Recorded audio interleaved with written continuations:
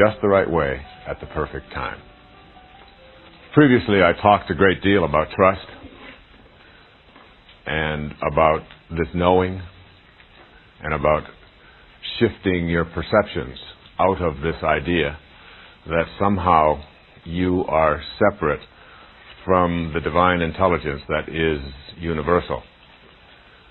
The obvious thing to remember about a universal intelligence is that if it's universal, it is in all places. Therefore, it is in all that you want and all that you are. And so manifesting is the ability to realign your intention with that divine intelligence and know that it will show up.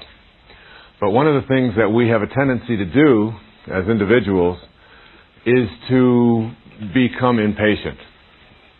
Our ego says to us, I want what I want, and I want it now.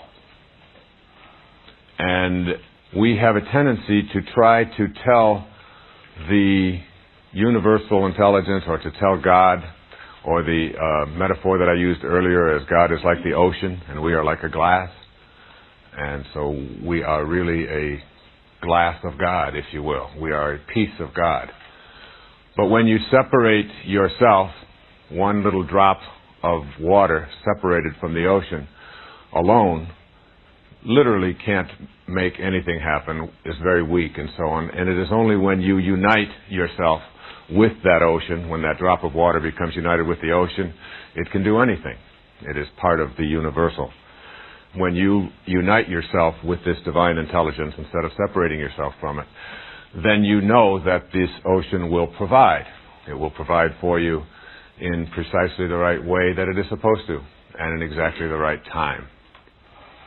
There's a wonderful poet that I have quoted in this program several times, and I want to quote him again. His name is Rumi. Well, Rumi wrote back in the early part of the 13th century. His poetry is still quoted today, and it's something that I would recommend you look at. Jalaluddin Rumi. And he had a poem that is called The Servant Who Loved His Prayers. And I'd like to share that with you as I talk about this idea of detaching from the outcome and letting go of your need to make something happen as you demand it to happen. It's called The Servant Who Loved His Prayers. At dawn, a certain rich man wanted to go to the steam bath. He woke his servant, Sunquar. Ho, get moving, get the basin and the towels and the clay for washing, and let's go to the bath. Sunquar immediately collected what was needed, and they set out side by side along the road. As they passed the mosque, the call to prayer sounded. Sunquar loved his 5 times prayer.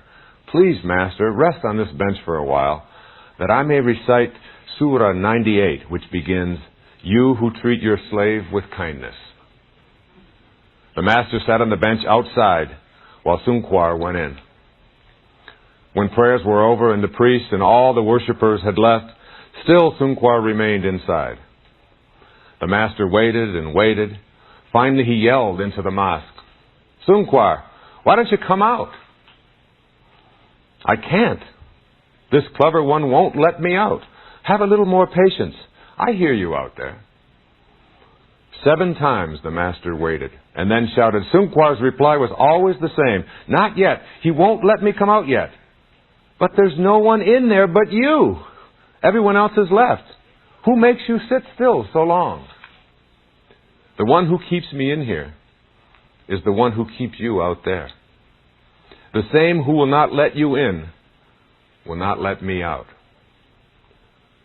The ocean will not allow its fish out of itself, nor does it let land animals in where the subtle and delicate fish move. The land creatures lumber along on the ground. No cleverness can change this. There's only one opener for the lock of these matters. Forget your figuring. Forget yourself. Listen to your friend. When you become totally obedient to that one, you'll be free. Rumi. And this idea of knowing that that divine intelligence will work in exactly the order and the preference and the time that it is supposed to. In the Course in Miracles, there's this often quoted passage that says, infinite patience produces immediate results. And it sounds like it's a contradiction, doesn't it? It sounds like a paradox. If I'm patient, infinitely patient, then I will have to wait a very long time. You know, I talked earlier about these tomato seeds that we used to plant and how the essence of tomato-ness was in every aspect of that tomato, and yet that very essence was something that isn't in the physical world at all.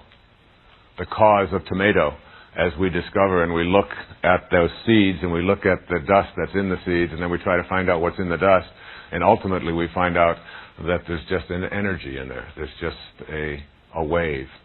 There's something that's invisible to the naked eye. There's something that doesn't even exist in a physical world. There are no particles at all. You see, when you're a child, you think like a child, as it says in Corinthians 13. And I can remember as a child when those tomato shoots surfaced above the ground sometime in June, back there in Mount Clemens, and they would come up about 4 or 5 inches above the ground. I remember one time getting down there and looking at those tomato shoots and trying to hurry them along. And I got down on my knees and I started tugging at them as a little boy, maybe 3 or 4 years old. And I remember Mrs. Scarf saying, no, you can't do that. And I was like trying to hurry it along. And this idea of attempting to hurry along the divine intelligence is something that we do with our egos all the time. Obviously, creation reveals its secrets by and by, as it is supposed to, as it is ordained. And when you get down there and start tugging at those shoots and I remember pulling at one, and I pulled one just a little bit too hard because they're still not firmly entrenched. They don't have very long roots, tomato plants. You can pull them out with hardly any effort at all. And I pulled one right out into my hand, and that was the end of that tomato. There was no possibility because I was attempting to do something that interferes. This principle of detaching ourselves from outcome, along with having infinite patience, is really essential to your manifestation process. It is inconsistent with what we have a tendency to think is the way things should be working. Because if I do everything that I'm supposed to, if I follow all of these principles and I set down all of the rules and I get it all organized, then I expect that I'll have results. That's the time in our lives that I referred to earlier in the very first principle of being the warrior, going from the athlete to the warrior. That's the time in our lives when we set our goals. And there's nothing wrong with setting goals.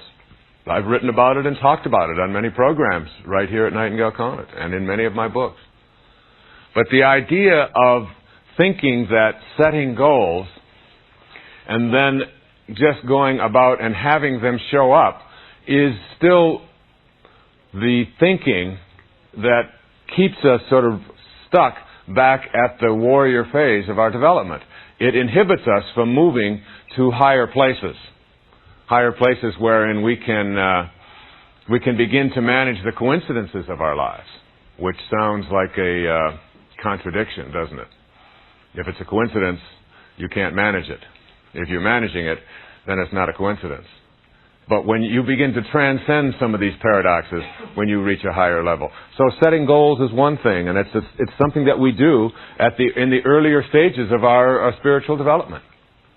And we continue to do it. And these stages that I talked about earlier are not things that we go into and then never go back to. We go back, we come out of it, we go back. We're always moving in and out of these stages. The question is, what is my primary emphasis? is my primary emphasis not only on setting goals, but in falling in love with those goals, and then insisting that those goals show up when I want them to show up. That is inconsistent with manifestation and with spirituality and higher consciousness. What you have to do is have your goals, which is what a tomato seed is. It's really a goal for tomatoes. But you have to then relax and turn your thoughts and your ideas and your consciousness and your awareness to your own purpose and know in your heart that it will manifest. You see, the key to relaxing about what it is that you would like to see manifested is the certainty of the outcome. If you have a certainty, as it says in the Course in Miracles, if you have a certainty of the outcome, patience is easy. If you are uncertain of the outcome, if you're not sure how it's going to work out, or if things are going to fall into place the way you would like them to, if you have that uncertainty, then you will not be able to be patient. So patience, infinite patience, is really like a trusting in God. And when you trust in God, you're trusting in the wisdom that created you. And when you trust in the wisdom that created you, you're trusting in yourself as well. Because you can never be separate from that wisdom. So patience and trust and awareness and higher consciousness are absolutely essential.